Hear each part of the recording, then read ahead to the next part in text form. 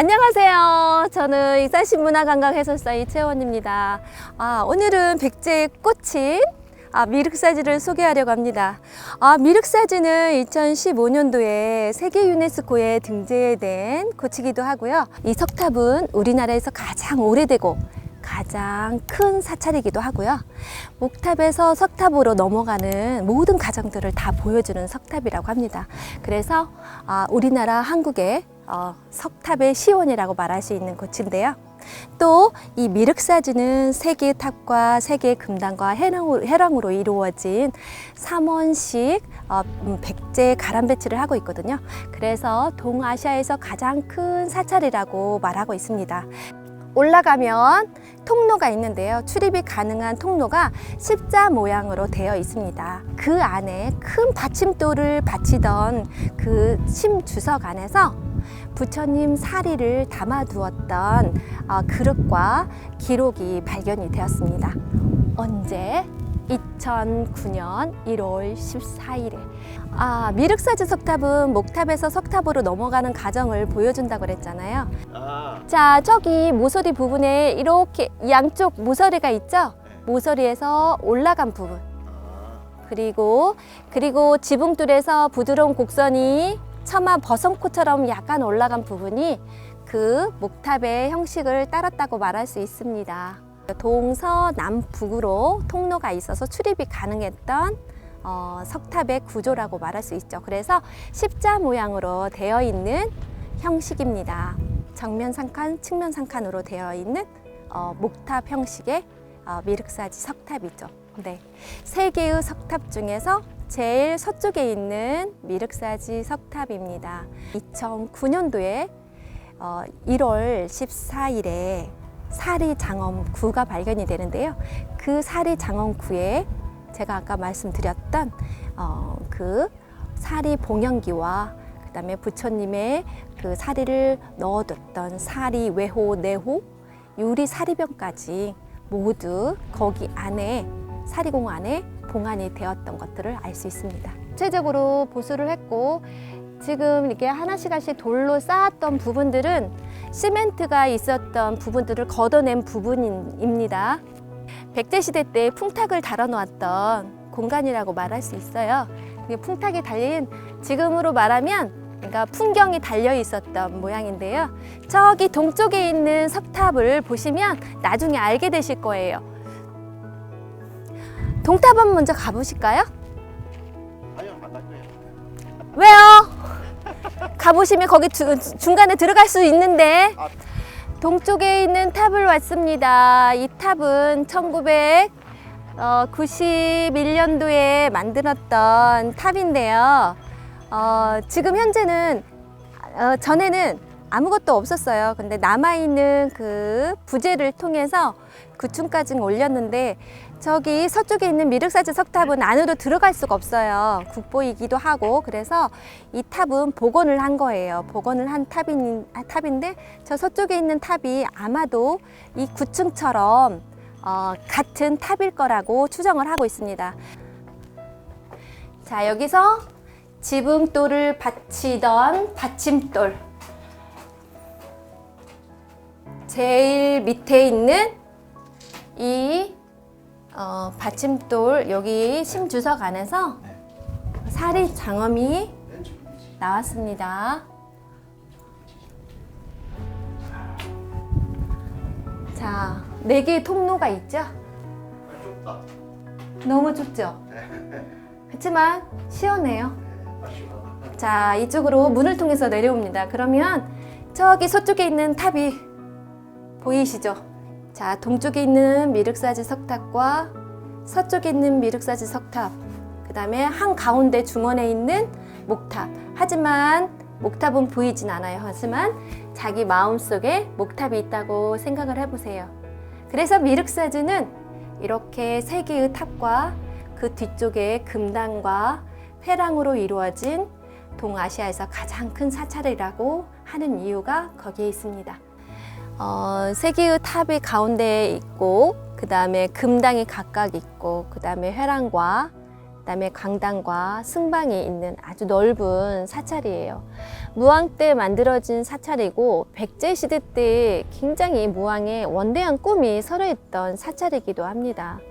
그래서 더 장간지주나 그리고 연못이나 그리고 저기 위에서부터 시작해서 여기 연못을 지난 저기까지 사찰의 규모가 굉장히 큰 이유도 아마도 백제 시대부터 시작을 해서 조선 시대에 이르기까지 경영되었던 사찰이기도 합니다.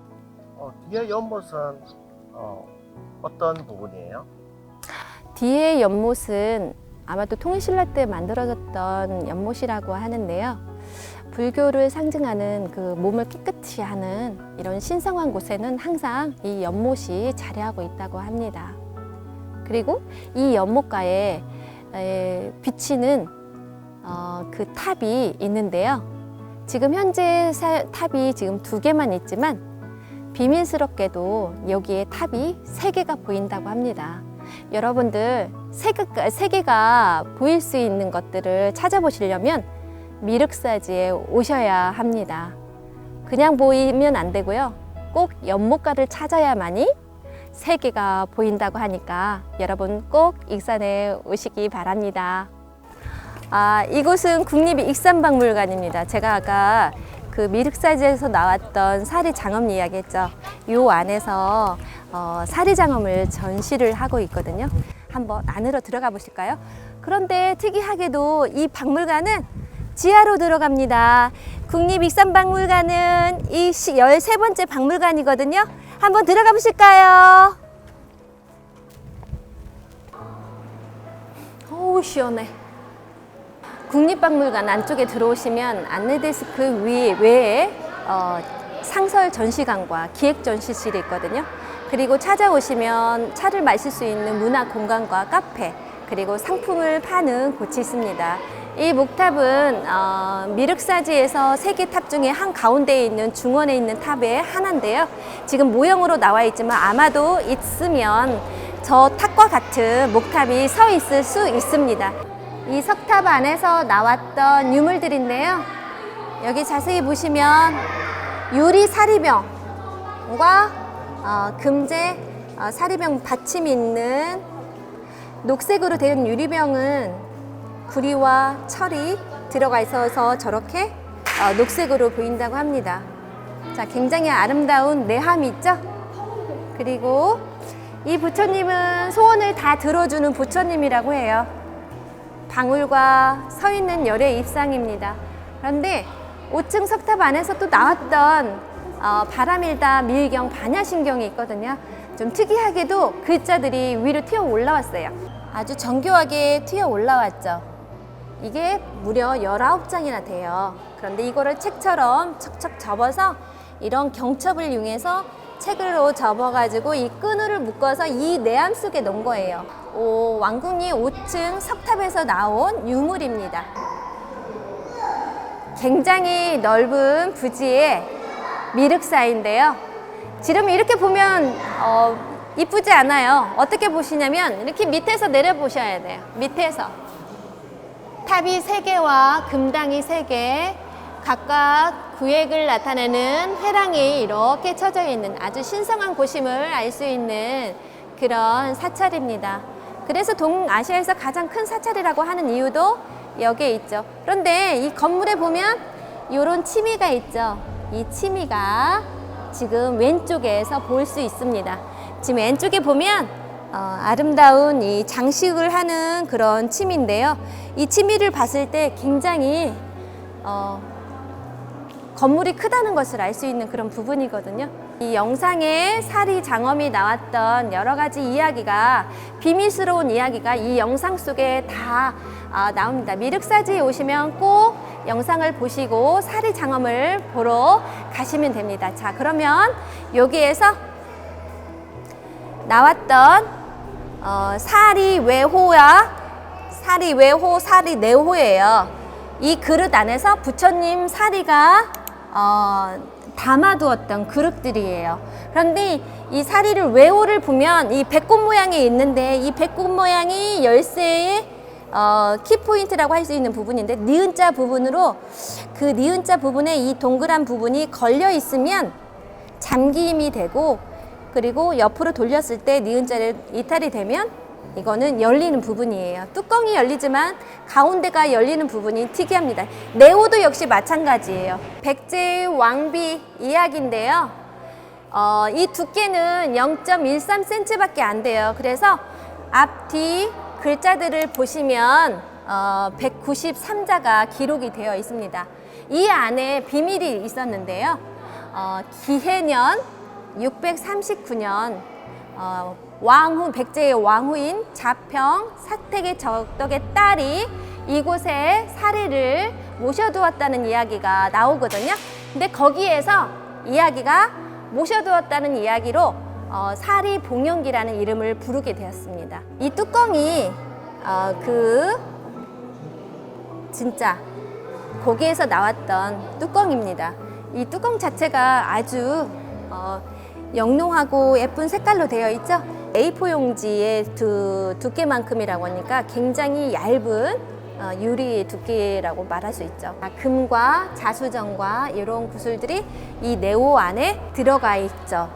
그런데 저 유리 사리병에 부처님의 일과에 사리가 들어가 있었습니다. 항상 백제는 여러분들 곁에 있습니다. 저는 익산시 문화관광해설사 이채원이었습니다. 감사합니다. 왜 두 개예요? 절이 크니까요. 커서. 네.